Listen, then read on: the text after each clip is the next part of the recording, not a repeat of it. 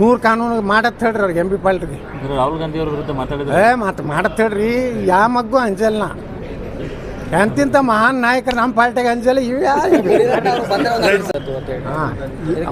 ಅವ್ರ ಹಿಂದೆ ಒಬ್ಬ ಸೂಫಿ ಸಂತರ ಒಬ್ಬ ಮಹಾನ್ ದಾರ್ಶನಿಕ ಅದಾನ ಎಂ ಬಿ ಪಾಲ್ರಿಂದ ಒಬ್ಬ ಸೂಫಿ ಸಂತರ ಮಹಾನ್ ದಾರ್ಶನಿಕ ಲಿಂಗಾಯತರು ಮುಸ್ಲಿಮರು ಒಂದು ಅವರ ನಮ್ಮ ಎಲ್ಲ ಏನು ಅನುಚರಣೆಗಳು ಒಂದು ಅಂದರೆ ದನದ ಮಾಂಸ ತಿಂತಾರೆ ಲಿಂಗಾಯತರು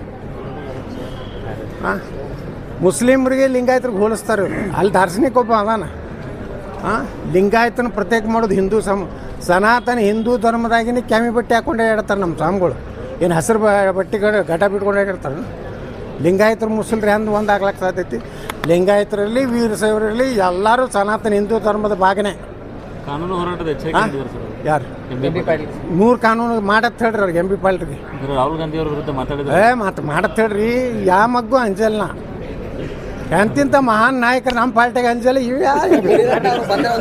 ಅವರು ಅಲ್ಲಿ ಪೇಟಿಎಮ್ ಇದ್ದಂಗೆ ರೊಕ್ಕ ಹಾಕ್ಕೊಂಡು ಮಾತಾಡ್ತಾವೆ ಹ್ಯಾಂಡ್ ಬಾಕ್ಸ್ ಮತ್ತು ರೊಕ್ಕ ಕಡಿಮೆ ಆಯ್ತಂದ್ರೆ ಕಾಂಗ್ರೆಸ್ ವಿರುದ್ಧ ತೀವ್ರ ವಾಗ್ದಾಳಿ ಆಗ್ತಾರೆ ಮತ್ತು ರಾತ್ರಿ ಬಂದು ಪೇಮೆಂಟ್ ಆಯ್ತು ಅಂದ್ಕೊಳ್ಳೇ ಆ ಹೋರಾಟ ಹಿಂತೆಗೆದುಕೊಳ್ಳಲಾಗಿದೆ. ಇಂಥ ಸಂಘಟನೆಗಳಿಂದ ದಲಿತರು ಉದ್ಧಾರ ಆಗೋದಿಲ್ಲ.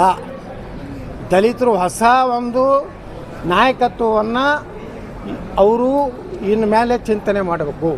ಅವ್ರು ಸರಿಯಾಗಿ ಬಾಬಾ ಸಾಹೇಬ್ ಅಂಬೇಡ್ಕರ್ ಜೀವನ ಚರಿತ್ರೆ ಓದಬೇಕು. ಅವ್ರು ಇಸ್ಲಾಂ ಬಗ್ಗೆ ಏನು ಹೇಳಿದ್ದಾರೆ ಅನ್ನೋಂಥದ್ದು ಓದಬೇಕು. ಭಾರತೀಯತೆ ಭಾರತೀಯ ಸಂಸ್ಕೃತಿ ಬಗ್ಗೆ ಬಾಬಾ ಸಾಹೇಬ್ ಅಂಬೇಡ್ಕರ್ ವಿಚಾರ ಏನೋದು ಮೊದಲು ದಲಿತರು ಬುದ್ಧಿಜೀವಿಗಳ ತೆರದಲ್ಲಿ ಮೊದಲು ಓದಲಿ.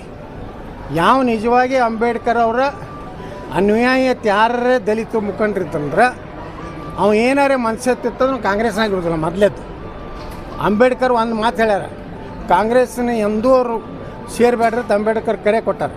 ಅವರು ಭಾರತೀಯ ರಿಪಬ್ಲಿಕನ್ ಪಾರ್ಟಿ ಕಟ್ಟೋದು, ಕಾಂಗ್ರೆಸ್ನಿಂದ ಹೊರಗೆ ಬಂದರು. ಕಾಂಗ್ರೆಸ್ನವ್ರು 2 ಸಲ ಸೋಲ್ಸ್ಯಾರ ಇದ್ರಾಗ ಬಾಂದ್ರಾದಾಗ.